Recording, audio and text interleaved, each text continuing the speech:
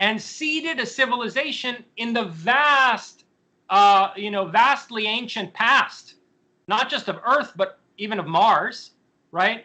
And that effectively we're dealing with a five-dimensional, a hyperdimensional manipulation of human societies over the course of what we take to be our history. So that these people have engaged in large-scale social engineering that's been to the detriment of the development of the majority of people on the planet. That they effectively created most of humanity as a slave race and were intent on lording over us.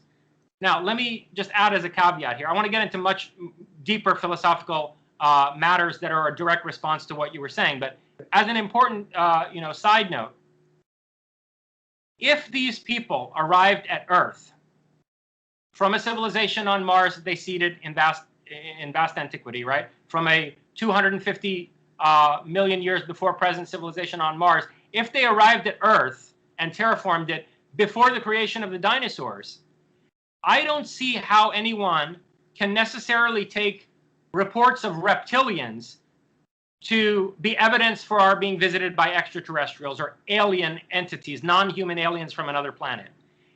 If these engineers genetically engineered Homo sapiens in their own image, in other words, what the Bible tells us in Genesis is true, that the Elohim, the gods, created Adam in their own image, male and female, right?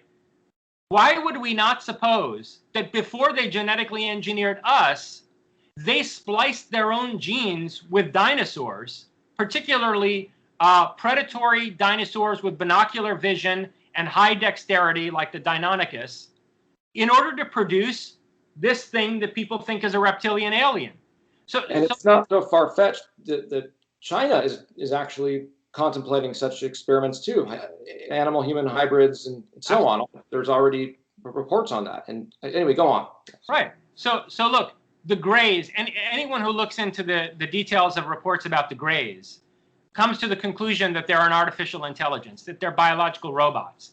And I think probably if the moon was constructed and it's an artificial satellite, it was probably constructed by the Greys. They probably created these androids to manufacture the moon for them. You'd be idiots to attempt an engineering project on that scale by yourselves. You would first create a race of robots that you would then task with this project, right? So that's probably what the Greys are. They're not aliens. And then when it comes to the reptilians, if you wanted to create a race of workers on an Earth that you had just terraformed, you wouldn't start by creating beings that are biologically identical to you. I mean, it's highly unethical, right? I mean, why would you? Plus, you know human psychology, and you're going to run into the rebellious instinct of, your fellow man. And so you're not going to start with humans. You'll take some other species that's, relatively workable in terms of its genotype and phenotype, and you'll splice it with yours, and you'll create your race of workers. I suspect that's what the reptilians are, that they are dinosaurs that were genetically spliced with these human time travelers. And, they were an early attempt to create a race of workers, which probably did not work out in the long run.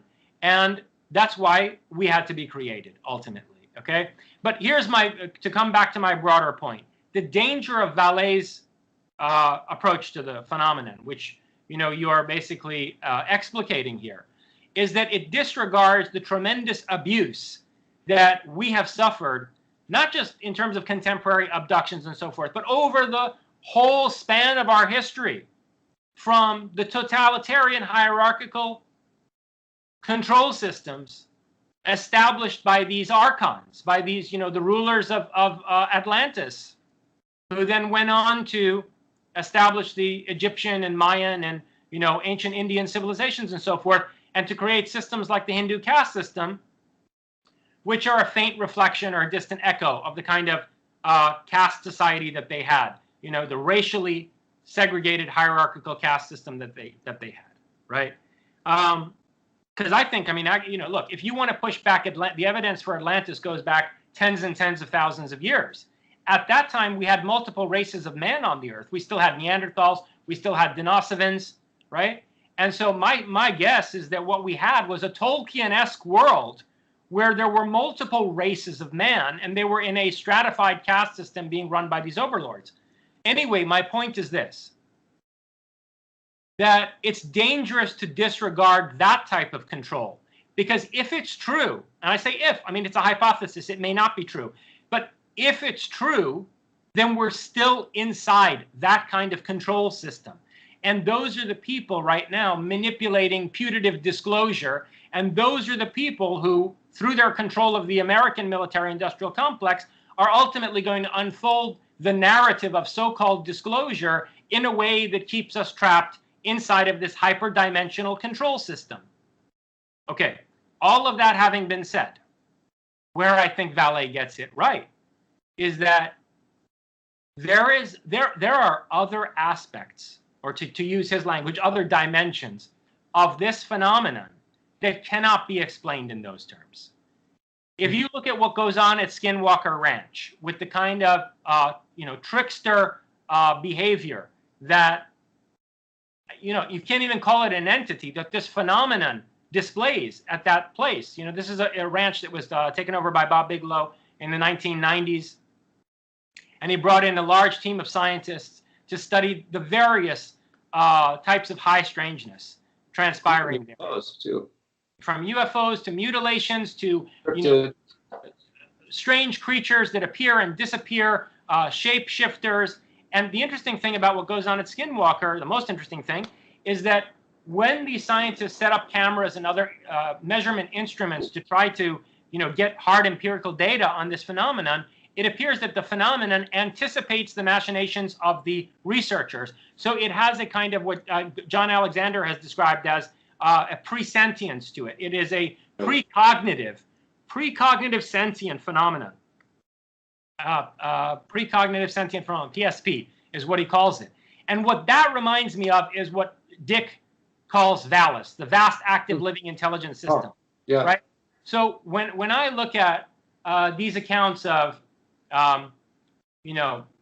farmers in the 1950s in France and whatever, who see some egg land and these little midgets get out of the egg and they go over to some rabbit cage and start trying to talk to the rabbits, and then the farmer will try to shovel them, and they'll pull out like some ridiculous sci-fi looking ray gun and stun the farmer, and then they'll go away with the rabbits, take the rabbits back into their egg and fly away. These kinds of bizarre reports that we've had going back centuries of elves and fairies and children who are called out into a field by strange music, and they see these spinning tops that put on a light show for them, right? Yeah. And these little beings that come out and play games with them, right? Like elemental things or sylphs or something like that. Yes, and there's time distortion effects and so forth. Right. This is not hyperdimensional Nordics, okay, with their totalitarian. This is great for making this distinction, because I think something some people might get is that you're saying that the entire colloquially transcendent world or the supernatural is subsumed by this particular narrative of time traveling Nazis on all sides of human imagination and engagement with supernatural intelligences. So this is a really important distinction that you're making, that aspects of the close encounter phenomena are something like supernature, spectral, phenomenon, and there are intelligences perhaps that human beings can engage with that are not part of this control system. Is that a good? Yeah, it's even more actually. What I cover in the last chapter of my book is an even more specific response to what you were laying out earlier than how you just recapped it now. So I think what's actually going on here, and again, the devil's in the details, so I'm going to lay this out in my book, and I've got, the book is full of bibliographical references. It's going to have a vast bibliography. Yeah, can't wait. So people have to consult that in order to really, look at the kind of empirical evidence that I'm basing this on and that I'm extrapolating from.